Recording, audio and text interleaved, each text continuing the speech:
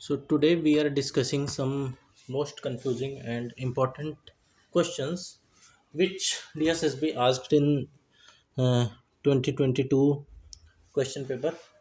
So let's dive into this. So the first question is about there are four major elements of an effective learning activity. Which one of the following is not one of those elements? So options are spontaneous involvement, focused physical effort, and challenging. So here the core concept is about principles of effective pedagogy and learning activities.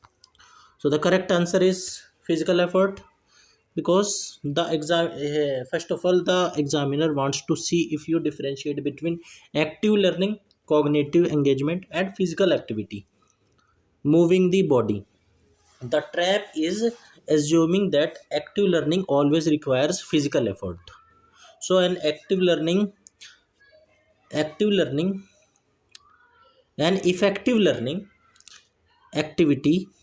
must have a goal, means focused, require cognitive work at the right zone of proximal development, challenging, that means it's challenging, and ideally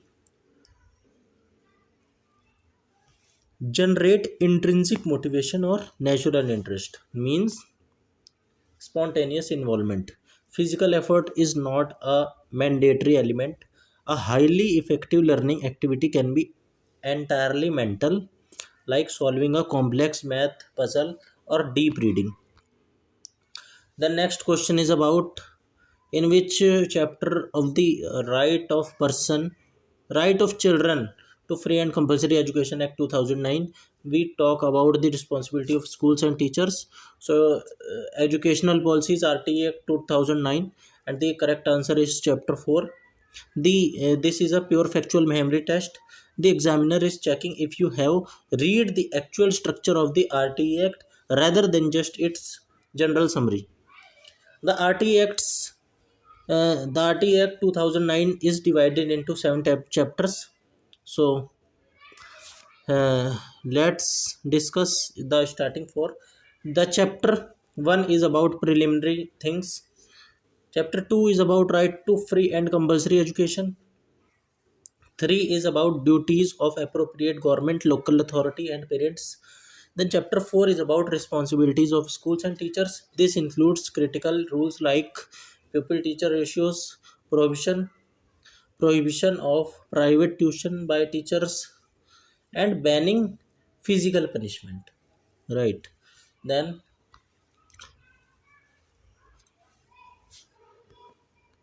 so it will be good if we discuss all the seven chapters, because we can't afford to take risks. So the first chapter is about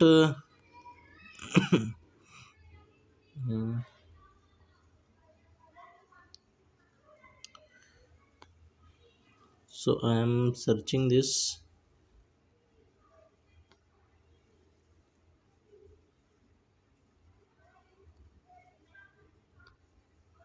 And yeah, one more thing, the right to children to free and compulsory education RT Act 2009, which represents the consequential legislation envisaged and envisaged under Article 21A, means that every child has a right to full-time elementary education of satisfactory and equitable quality in a formal school which satisfies certain essential norms. So yeah, the starting four chapters are the important. I'm not able to find the rest of the three chapters. So anyway, the next question is in the context of Hinde's about peer group, which of the following pair is correctly matched? So here is the pair about cohesiveness and hierarchy. So it is about social development and peer group dynamics, Robert Hinde's framework. The answer is neither one nor two, because It is a definition swap trap. Robert Hinde analyzed social structure in children's peer groups. Cohesiveness means how tightly knit the group is. This is the degree of unity and inclusiveness within the group. This is the degree of unity and inclusiveness within the group. Then hierarchy refers to the power structure or dominance. This is the ordering of individual within the group. Since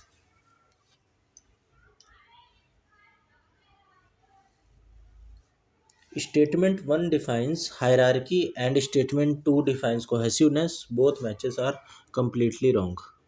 The next question, in the context of Bryant and Trebesso view of concrete operational reasoning, which of the following statement is correct? So here are the statements. So this question is about cognitive development theories critique of Piaget. So the correct answer is only two, which says they showed they showed that children could solve transitivity tasks at a rather younger age. So this is a deep cut developmental psychology question. The examiner is checking if you only know Piaget or if you also know the modern scientific critiques of the Piaget. So transitivity is the logical rule if A is greater than B and B is greater than C, then A is greater than C. Piaget claimed children below the concrete operational age 7, could not do this. Okay, so Bryant and Tom Trebesso 1971 heavily disagreed with Piaget, making statement 1 false. They proved that young children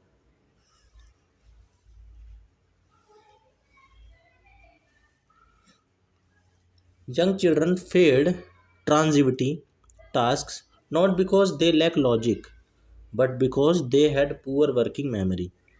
They forget they looked at C. When Bryant and Trebesso trained young children to simply remember the pair, the kids could solve the logic puzzle at a much younger age than Piaget claimed, making statement 2 correct. In the context of their next question, in the context of emotional development, which of the following statement is correct? So very young infants have emotional states and can imitate emotional expression of others. Preschool children use emotional labels to talk about their own feelings and those of others. So it is about milestones in emotional development. So correct answer is both 1 and 2. Testing chronological milestones of emotional intelligence. The trap is assuming very young infants are blank states who cannot imitate.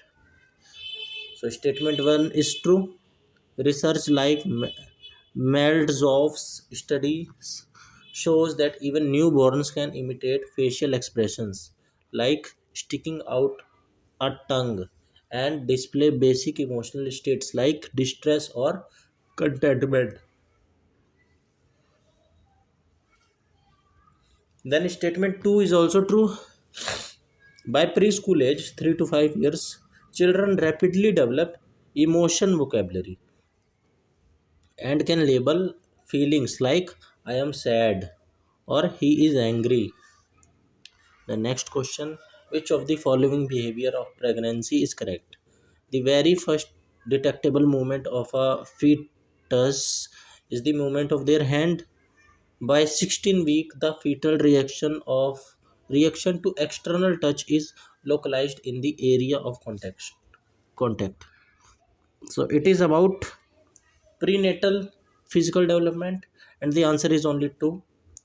Uh, the trap here is checking micro details of prenatal biological development. Statement 1 is correct because the very first detectable movements of a fetus are usually simple heartbeats or generalized slow twitching of the entire body, trunk, not the fine motor movement of a hand. Developmental happens proximal distal center to extremities. Statement 2 is true because by about 16 weeks, the nervous system has matured enough that if the fetus is stimulated, it reacts specifically to that localized area, showing advanced sensory motor wiring. Then, question 8: who identified two core ideas in 19th century biology that shaped the newly emerging science of developmental psychology? So, it is completely fact based. History and evolution of psychology. Answer is R.B. Cairns. This is a purely factual, highly obscure history of psychology question.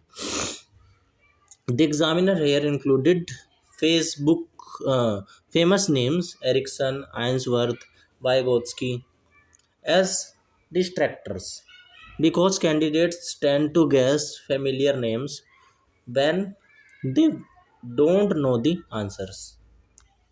Robert B. Cairns, R.B. Cairns, was a prominent developmental psychologist and historian of the field. He wrote extensively about how 19th century biological concepts like Darwin's theory of evolution and embryology embryology laid the foundation for developmental psychology as a science. When you see a question about the history of origin in the field, Cranes is often the answer. Then, in the context of Damon's approach of moral development, which of the following statement is correct? Damon used only hypothetical situation in their study. As per Damon's fourth level of distributive justice by 10 or 11 years, the notion of fairness is in place. So it is about moral development theory. William Damon, only two is correct and one is incorrect. And one says Damon used only hypothetical situation in their study. No, it's wrong.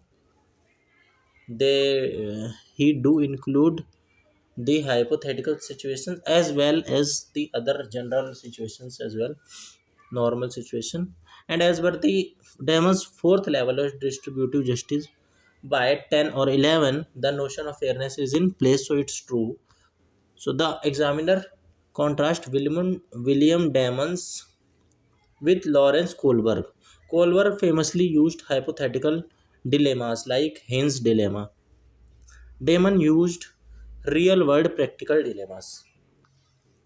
Statement 1 is false because William Damon explicitly criticized only using only hypothetical situations.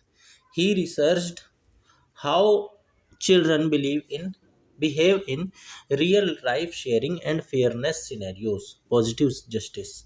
Statement 2 is correct because Damon proposed stages of distributive justice by age 10 to 11. Children understand complex fairness. They realize that equality doesn't just mean everyone gets the exact same amount, but that people with special needs or who worked harder might deserve more. Okay, so it's all about justice. Demon justice.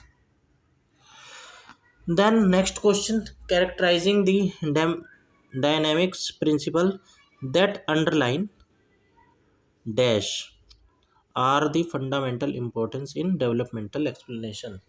So the answer is only one, which says self organization and not reducing complexity.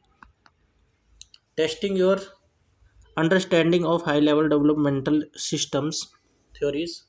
The trap is reducing complexity.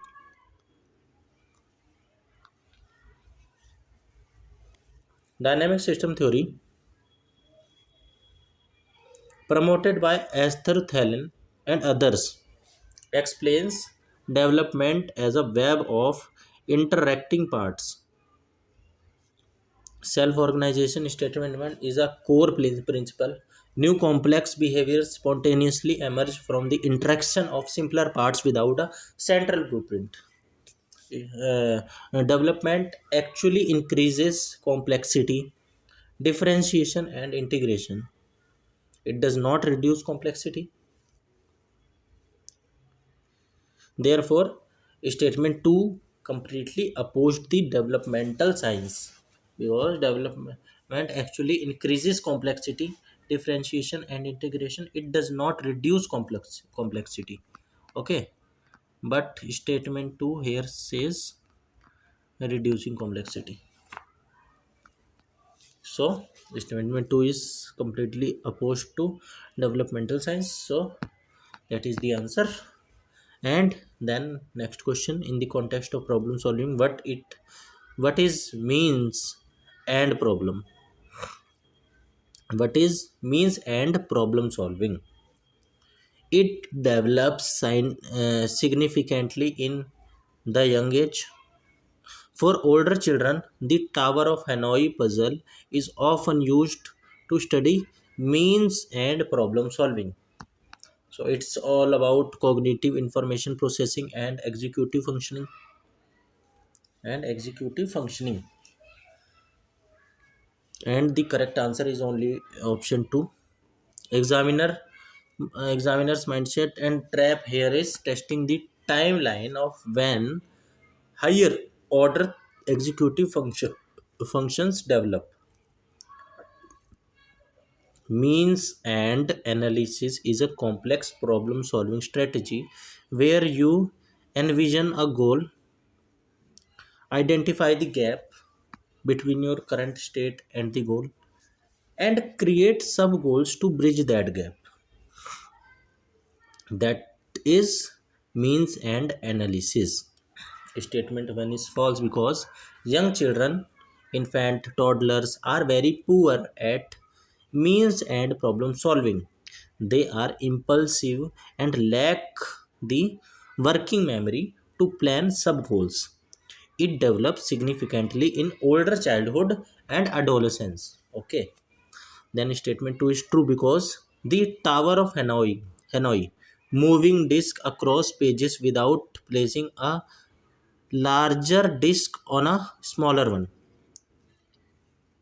Moving disk across pegs without placing a larger disk on a smaller one. So let's see how Tower of Hanoi looks like.